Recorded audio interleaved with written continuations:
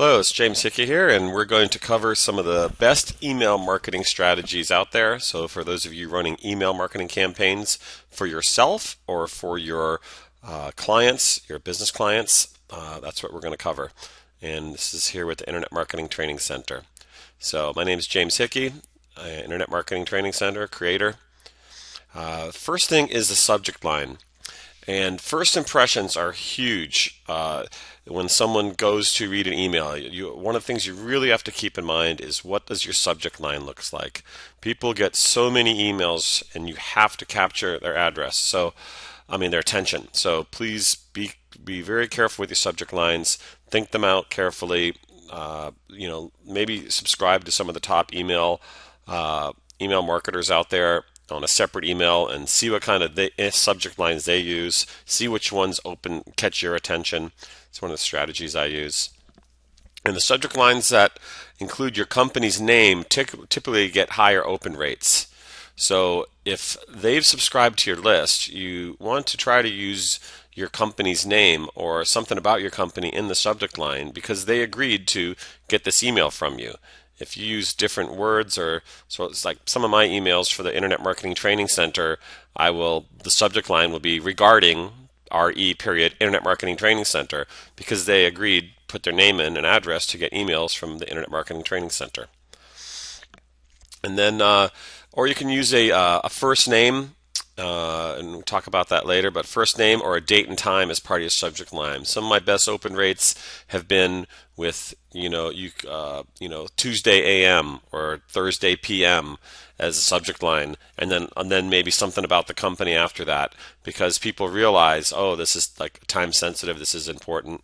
So you want to try, or with some of these email services, with like Aweber and Constant Contact, if you've got the person's first name, you could set in a setting where it will pull that person's first name out and put that in the front of the email. Second thing is, who is this email from? Would you likely of these two examples, which one would you prefer to open an email from? info@xyzcorp.com or jhickey@xyzcorp.com. You'd probably open jhickey. So think about what you're sending your emails from.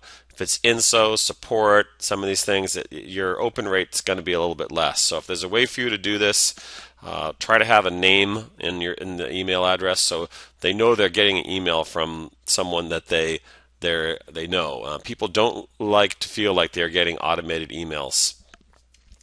And if readers don't see you putting time into personalizing the from address, they won't spend time to hear what you have to say, or they'll just opt out of your list.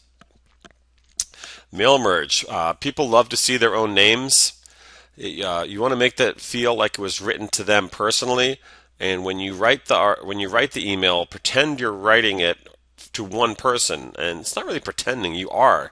You want that one person to read the email. If you write it like you're writing to 1,000 people or 10,000 people, however size your list, or 500, it's going to have that feel to it. So write it like you're just cranking out an email just to one person. Regarding seeing their own names, I kind of spoke about that a little bit ago, where you can get the first or last name automated in the subject line or in the opening sentence of an email. Companies like Constant Contact, Aweber, and GetResponse offer this.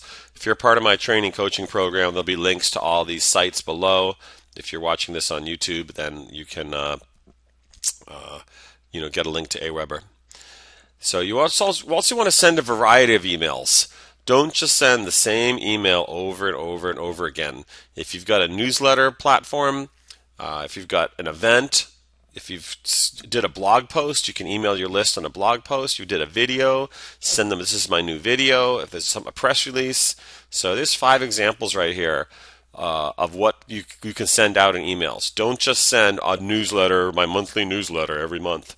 That's going to get old and boring, and people are going to click out. So you want to make sure they want to be excited about your email. So newsletter, event invites, blog posts, videos, press releases. And then how are people reacting to your emails? Like, are they getting back to you? Are they replying to you? Are they getting feedback? And then, are you following up with anyone? So if someone does reply back to your email, Are you engaging them in a conversation? If they reply back to an email from a mass email, they are reaching out to you to keep a conversation or questions going. You can't just send out an email and then don't handle the follow-up.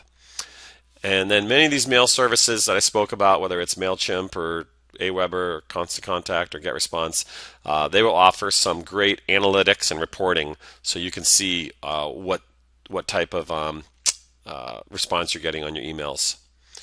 And then you want to quality over quantity. More important to send out content-rich emails over long-winded and multiple emails. So I'd rather have you, for yourself or for if you're doing this for your business client, one content-rich email a week than to send out two emails that are just long, pitchy sales letters or long or just a little quick updates in multiple emails. Content is the biggest part about having an email be successful, an email campaign. Quality emails are more likely to be forwarded to friends. Here, check this out. Read the story. Come to this event. Pass it on. And then offer information that people can use immediately. So if you are writing an email about something and it's time sensitive, make sure there's a call to action in there. Make sure they can use this information depending on what it is, depending on what your business is. If you're a beauty salon, just give some information. The Golden Globes or the Oscars are coming up. Would you like your hair to look like that? Just keep it on point and keep it information that people can use immediately. Here's some rich content ideas. People who take time and reply and contact you are most likely your customers. So I addressed that a little bit earlier. So if you are sending out a rich content email with the good information, they're likely your customers. Study their emails, questions, likes, and dislikes.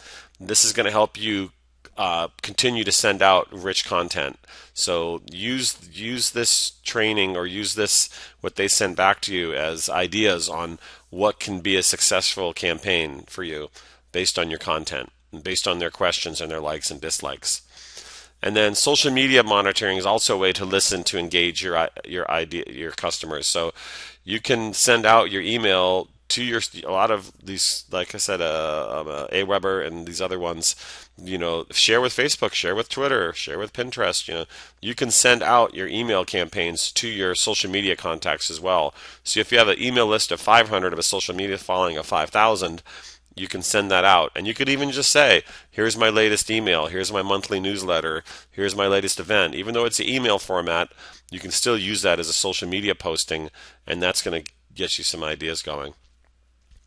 And last thing is you want to test everything. Test the way your email opens through your own email and other providers. So I've got a Yahoo account and a Gmail account. So I'll look and see how they open in both of them.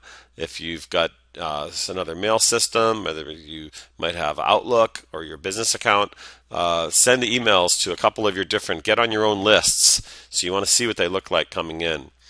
You also want to test your graphics, links, images. Images are a great way to get attention to people. Just like Facebook and Pinterest, YouTube, people like watching videos, looking at images. Sometimes you just send a plain text email, it's really boring, and they're not going to be interested in it. So just like people like to click on photos and like to look at Pinterest walls, try to include an image in your email. It's comfortable in the eyes, and it's going to help you, and you can test it. And also use a spam checker on all your emails. So a lot of these accounts, like the Aweber and such, have a tool where you can see if you have too many web links, you have too many exclamation points, and you have maybe certain keywords in your folder, and it'll end up in your spam folder, not in your folder, but certain keywords like maybe make money or rich or those are a lot of people get spammy emails of people trying to sell them business opportunities and things. You want to try to remove those keywords or run it through a spam folder. And then the bullet point's not on here, but just split test everything.